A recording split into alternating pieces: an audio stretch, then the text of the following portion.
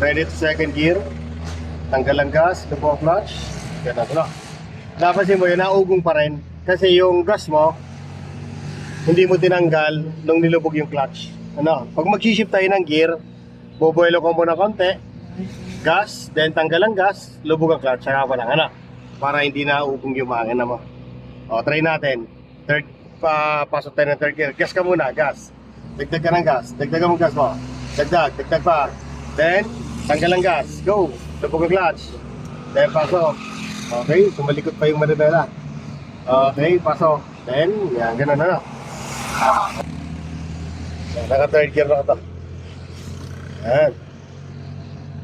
So, pag mag-shift ka ng gear, para hindi rin malikot ang manibela mo,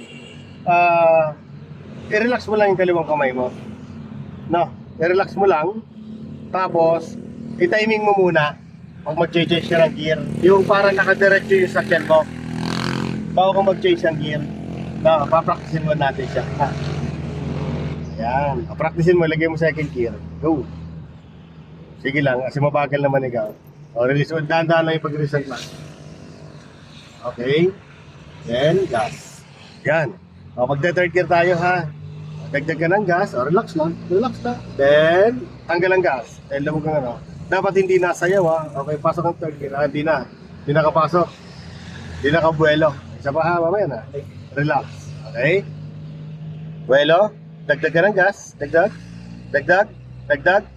Then, release ang gas. Then, lubog clutch. Pasok ang gear. Then, release ang clutch. Go.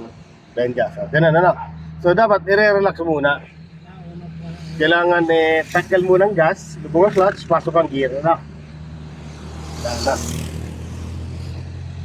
Third gear tayo, no? Naka third gear yan. Sa mga ganyan takbuhan, pagkaramdam mo yung takbuhan ganyan, third gear yan. Pero pag apak mo ng gas medyo kulang or medyo galit, pwede na second gear yan or fifth gear, possible, pasukan yan. Alalay ka sa brake, sir. Alalay sa brake. Kasi may inaalabas, brake pa. Okay, brake pa. Then, lubog ang clutch, pasok sa second gear. Okay, then tingin sa kanan. Very good. Yan. Abutan mo yan. Buha ka ng kaunti dito sa kanan. Yan. So, sulyap ka dito sa mirror mo dyan. Ha? Sulyapan mo na itong kanan na mirror. Kasi nasa part ka ng kaliwa. Para kung mag-change ka ng gear, nakaready ka natin. Kung may sakyan o wala, no? Kasi pwede tayo mag-change ang lane kung wala sakyan doon sa ano. Kung malayo ang distansya, okay, or mabagal ang distance na nasa street. Pansin mo ito ng